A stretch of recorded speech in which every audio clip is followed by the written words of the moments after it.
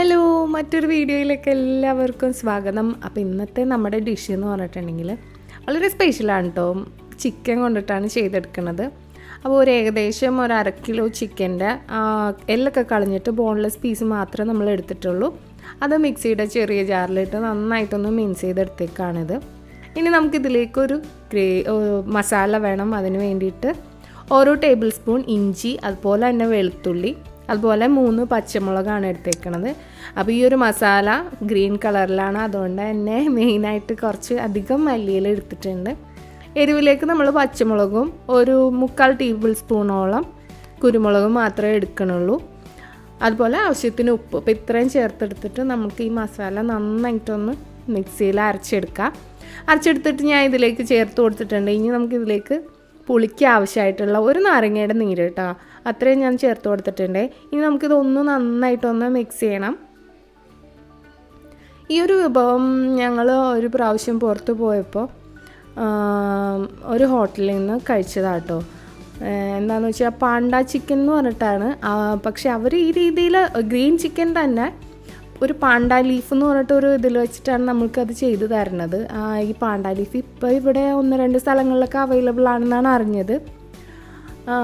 എന്താണെങ്കിലും നല്ല ടേസ്റ്റി ആയിരുന്നു. അപ്പോൾ അങ്ങനെ അത് നമ്മളുടെ രീതിയിൽ എങ്ങനെ ചെയ്തെടുക്കാമെന്ന് ഞാനൊന്ന് ട്രൈ ചെയ്തെന്ന് മാത്രമേ ഉള്ളൂ.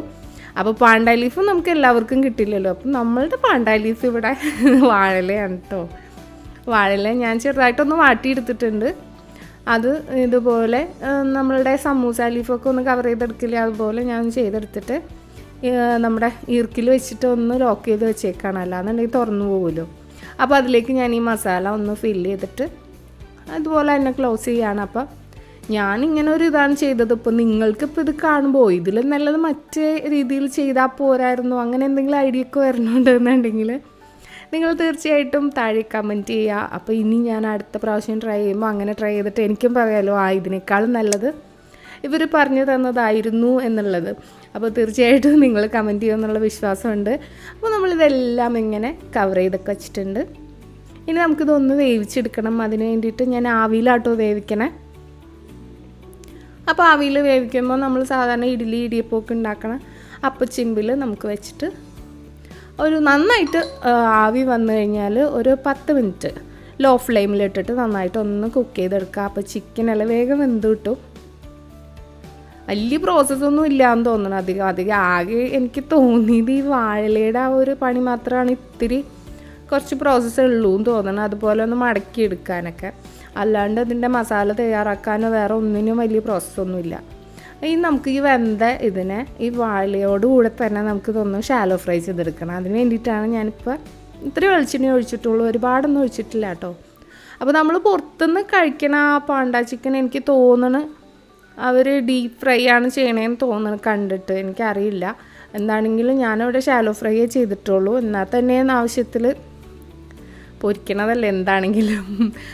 അപ്പോൾ നമുക്കിതുപോലെ 2 സൈഡും മറിച്ചും തിരിച്ചുമൊക്കെ ഇട്ടിട്ട് നന്നായിട്ട് ഫ്രൈ ചെയ്തെടുക്കുക. അല്ലാന്നുണ്ടെങ്കിൽ ഇതിൻ്റെ ഉള്ളിൽ വെറുതെ ഇങ്ങനെ വെളുത്തിരിക്കും. ഇപ്പോൾ ഒന്ന് ഫ്രൈ ചെയ്തെടുത്താൽ മാത്രമാണ് ഒരു ലൈറ്റ് ബ്രൗൺ ഷെയ്ഡിൽ വരുള്ളൂ.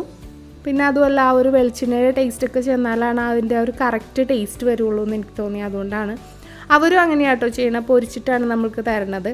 പക്ഷേ ആ പാണ്ട ലീഫിൻ്റെ ഒരു പ്രത്യേകത നമ്മുടെ ഈ പായൊക്കെ നെയ്യണ പനം എന്താണ് എനിക്ക് പേര് കിട്ടില്ല, എന്താണെങ്കിലും അതിൻ്റെയൊക്കെ ഒരു ഓലയിൽ അതുപോലെയാണ് ശരിക്കും ആ ഒരു ലീഫ് ഇരിക്കണം. അപ്പോൾ അത് ഒരു പ്രത്യേക രീതിയിൽ കെട്ടിയിട്ടൊക്കെയാണ് നമുക്ക് പ്രസൻറ്റ് ചെയ്യണം. എന്താണെങ്കിലും വളരെ ടേസ്റ്റുള്ള ഒരു സംഭവമാണ്.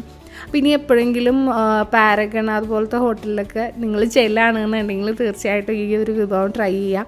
അല്ലാന്നുണ്ടെങ്കിൽ ഈ നാടൻ പാണ്ട ചിക്കൻ അതുപോലെ ബനാന ചിക്കനായിട്ട് നിങ്ങൾ കഴിച്ചാലും മതി. എനിവേ നല്ല അടിപൊളി ടേസ്റ്റുള്ളൊരു സംഭവമാണ്.